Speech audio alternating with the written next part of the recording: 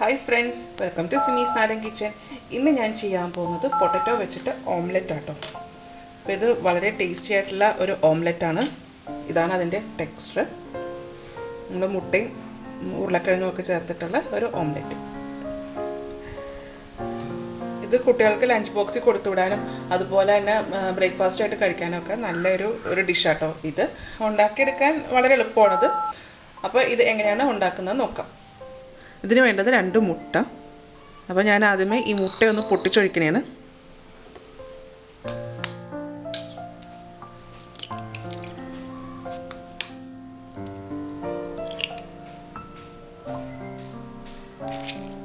ഇതിലേക്ക് 1/4 ടീസ്പൂൺ കുരുമുളക് പൊടി, കുറച്ച് ഉപ്പ്.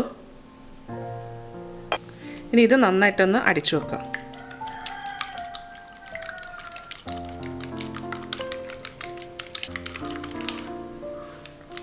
ഇനി ഇത് മാറ്റി വെക്കാം.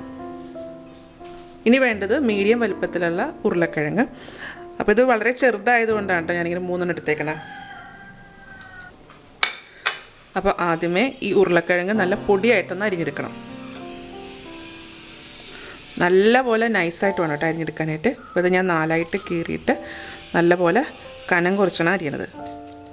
നമ്മൾ ചിപ്സൊക്കെ ഉണ്ടാക്കാൻ അരിയുന്ന പോലെ വേണം അരിഞ്ഞെടുക്കാനായിട്ട്.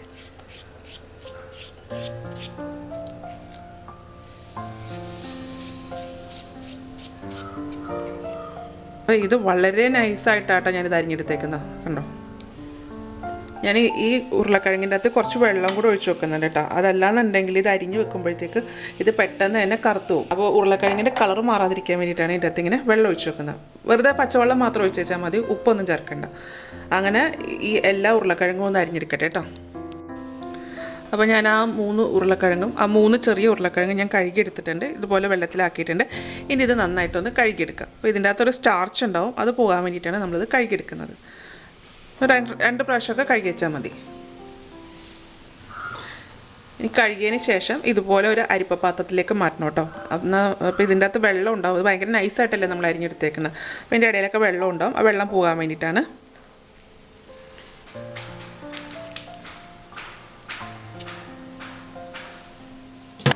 ഇതിലേക്ക് കുറച്ച് ഉപ്പ് ഇട്ട് കൊടുക്കാം. 1 ടീസ്പൂൺ മുളക് പൊടി. ഇനി ഇത് നന്നായിട്ട് മിക്സ് ചെയ്തെടുക്കാം.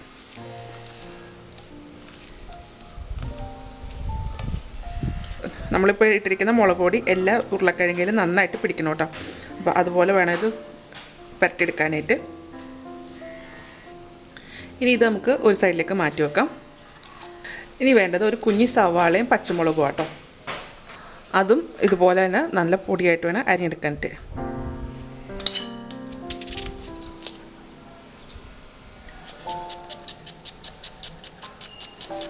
ഒട്ടും കനം പാടില്ല, കനമില്ലാതെ ചെറുതായിട്ട് അരിഞ്ഞെടുക്കാം. സവാളയുടെ ഈ മധ്യഭാഗത്തുള്ള ആ സാധനം കളയണം കേട്ടോ. അപ്പോൾ ഇത് നല്ല ഓരോരോ എതിളുകളായിട്ട് വരും. ഇനി ഈ സവാളയിലേക്ക് ഒരു നുള്ളു ഉപ്പിട്ട് കൊടുക്കുക. ശ്രദ്ധിക്കണം കേട്ടോ, നമ്മളിപ്പോൾ എല്ലാത്തിലും ഉപ്പ് ചേർക്കുന്നുണ്ട്. അപ്പോൾ അതനുസരിച്ചിട്ട് വേണം ബാലൻസ് ചെയ്തുകൊണ്ടിട്ട് എല്ലാത്തിലും ഉപ്പ് ചേർക്കാനായിട്ട്. ഇപ്പോൾ ഒരു നുള്ളി ചേർത്തതിന് ശേഷം സവാള നന്നായിട്ട് ഇങ്ങനെ ഞെരടി കൊടുക്കുക.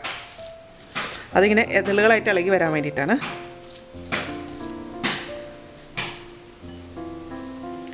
ഇനി ഇതിലേക്ക് ഈ പച്ചമുളകും കൂടെ അതേപോലെ തന്നെ കനം കുറച്ചിട്ട് അരിക്കാം.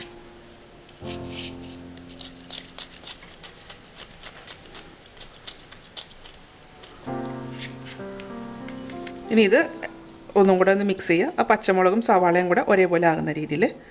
ഇനി ആദ്യമേ കുറച്ച് മുട്ട അടിച്ചു വെച്ചിട്ടുണ്ടായിരുന്നല്ലോ, അതിലേക്ക് കുറച്ച് സവാളയും പച്ചമുളകും കൂടി ഇട്ട് കൊടുക്കുക. കുറച്ച് മതി, ബാക്കി ഇരിക്കട്ടെ. ഇനി ഇത് മിക്സ് ചെയ്യുക.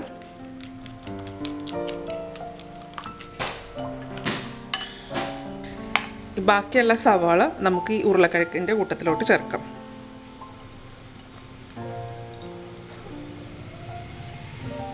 എന്നിട്ട് ഇത് വീണ്ടും ഒന്നും കൂടെ മിക്സ് ചെയ്യാം.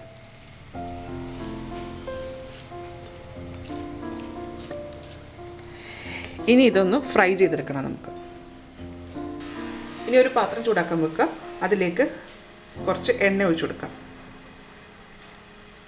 ഇതിലേക്ക് 3 ടേബിൾ സ്പൂൺ സൺഫ്ലവർ ഓയിലാണ് ചേർത്തേക്കുന്നത്. ഇനി ഇതിലേക്ക് നമ്മൾ പരട്ടി വെച്ചിരിക്കുന്ന ഉരുളക്കിഴങ്ങ് ചേർക്കാം.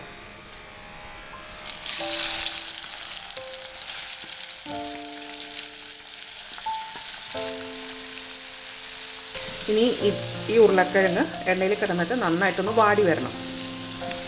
അപ്പോൾ നമ്മുടെ ഉരുളക്കിഴങ്ങ് നന്നായിട്ട് വെന്തിട്ടുണ്ട്. ഇനി സ്റ്റവ് ഓഫ് ചെയ്യാം. ഇനി ഇതിൻ്റെ ചൂടൊന്ന് കുറച്ചൊന്ന് ആറി വരണം കേട്ടോ. അപ്പോൾ നമ്മളിനി ഇത് മുട്ടയ്ക്കകത്തോട്ട് ചേർക്കുകയാണ്. അപ്പോൾ നമ്മളിത് ചൂടോട് കൂടി തന്നെ മുട്ടയിലേക്ക് ഇട്ട് കഴിഞ്ഞാൽ മുട്ട പെട്ടെന്ന് തന്നെ വെന്ത് പോകും. അപ്പോൾ ഇതിൻ്റെ ചൂടൊന്ന് ചെറുതായിട്ടൊന്ന് ആറിയിട്ടുണ്ട്. ഒരു ചെറിയ ചൂടേ ഉള്ളൂ കേട്ടോ. ഇനി നമുക്ക് ഇത് ഈ മുട്ടയിലേക്ക് ചേർക്കാം. അപ്പോൾ നമ്മൾ ഈ വേവിച്ച് വെച്ചേക്കുന്ന സവാള, ഈ വേവിച്ച് വെച്ചേക്കുന്ന ഉരുളക്കിഴങ്ങ് ഈ മുട്ടയിലേക്ക് ഇട്ട് കൊടുക്കാം. അപ്പോൾ ഇത് ഇളക്കി കൊടുക്കാം.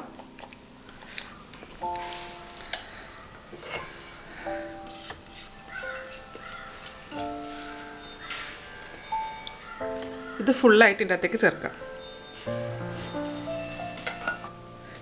ഇനി ഇത് നന്നായിട്ടൊന്ന് മിക്സ് ചെയ്തെടുക്കാം. ഇനി ഇത് നമുക്ക് ഫ്രൈ ചെയ്യാം. ഇനി അധികം വട്ടമൊന്നുമില്ലാത്ത ഒരു പാത്രം ചൂടാക്കാൻ വെക്കുക. ഇതിൽ ഫ്രൈ പാൻ ആണെങ്കിൽ അത്രയും നല്ലത് കേട്ടോ. ഇതിലേക്ക് കുറച്ച് എണ്ണ ഒന്ന് തൂക്കിക്കൊടുക്കാം. അതായത് എല്ലായിടത്തും ഒന്ന് എണ്ണ പറ്റിക്കണേന്ന്. സ്റ്റൗവിൻ്റെ ഫ്ലെയിം നല്ല ഹൈ ഫ്ലെയിമിലാണ് കിടക്കുന്നത്. പാത്രം നന്നായിട്ട് ചൂടായിട്ടുണ്ട്.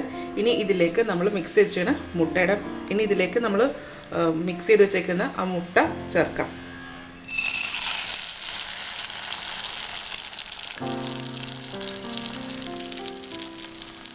ഇനി സ്റ്റൗവിൻ്റെ ഫ്ലെയിം നന്നായിട്ട് കുറയ്ക്കാം. ഇത് ഏറ്റവും ചെറിയ ഫ്ലെയിമിലിട്ടിട്ട് വേണം കേട്ടോ ഇത് വേവിച്ചെടുക്കാനായിട്ട്. ഇനി ഇതിപ്പോൾ എല്ലാ സൈഡിലേക്കും ഒന്ന് നിരത്തി കൊടുക്കാം.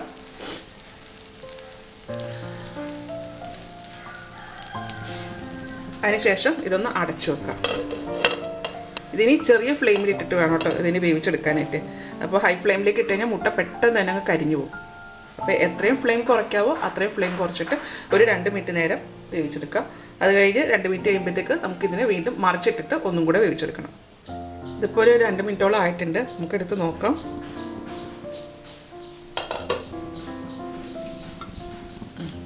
ഇതിൻ്റെ അടിവശം വെന്തിട്ടുണ്ട്. ഇനി ഇത് മറിച്ചിടാം.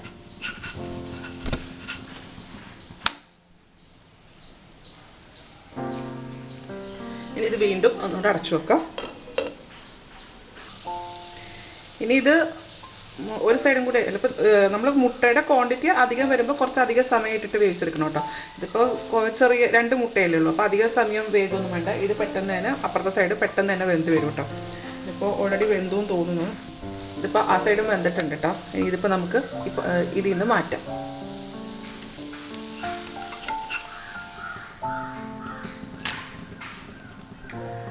ഇത് കണക്കെ ഇതിപ്പോൾ നമ്മൾ 2 സൈഡും നന്നായിട്ട് വെന്തിട്ടുണ്ട്.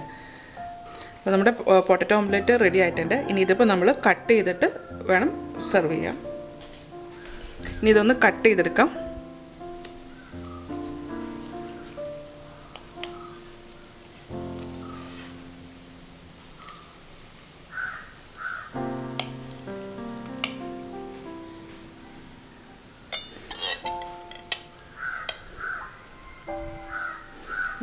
ഇതാണ് അതിൻ്റെ ടെക്സ്ചർ. അപ്പോൾ ഉള്ളൊക്കെ നന്നായിട്ട് വെന്തിട്ടുണ്ട് കേട്ടോ. ഇത് നല്ല ചൂടോടുകൂടി തന്നെ കഴിക്കാം കേട്ടോ. ഇത് നല്ലൊരു ബ്രേക്ക്ഫാസ്റ്റാണിത്. ഇത് കുട്ടികൾക്ക് വേണമെന്നുണ്ടെങ്കിൽ ടിഫിൻ ബോക്സിൽ കൊടുത്തുവിടാനും നല്ലതാണ്. അപ്പോൾ ഇത് എല്ലാവരും ഒന്ന് ഉണ്ടാക്കി നോക്കുക. ഉണ്ടാക്കി നോക്കിയിട്ട് ഇതിൻ്റെ അഭിപ്രായം എൻ്റെ കമൻറ്റ് ബോക്സിൽ ഇടുക. വീഡിയോ ഇഷ്ടമായിരുന്നുണ്ടെങ്കിൽ സബ്സ്ക്രൈബ് ചെയ്യുക, ലൈക്ക് ചെയ്യുക, ഷെയർ ചെയ്യുക. അപ്പോൾ ഇനി അടുത്ത ദിവസം അടുത്ത റെസിപ്പി ആയിട്ട് കാണാം. Thank you. അപ്പോൾ ഞാനിത് ഫോട്ടോ എടുക്കാൻ കൊണ്ടുപോയേക്കുമായിരുന്നു. ഇതിപ്പോൾ കുറച്ച് മല്ലിയിലേക്ക് ഇട്ടിട്ടൊന്ന് ഗാർണിഷ് ചെയ്തിട്ടുണ്ട് കേട്ടോ. അപ്പോൾ ഞാനിതൊന്ന് കഴിച്ചു നോക്കട്ടെ. ഇതിപ്പോൾ ഇന്നത്തെ എൻ്റെ ബ്രേക്ക്ഫാസ്റ്റ് കേട്ടോ. ഇത് ഇങ്ങനെ ഉണ്ടാക്കുമ്പോൾ നമുക്കിതിൻ്റെ കറിയുടെ ഒന്നും ഇതിൻ്റെ കൂടെ കഴിക്കാൻ സോസിൻ്റെ ഒന്നും ആവശ്യമില്ല. അല്ലാണ്ട് തന്നെ നമുക്കിത് കഴിക്കാൻ പറ്റും കേട്ടോ. ഇതുണ്ടോ ഇതുപോലെ.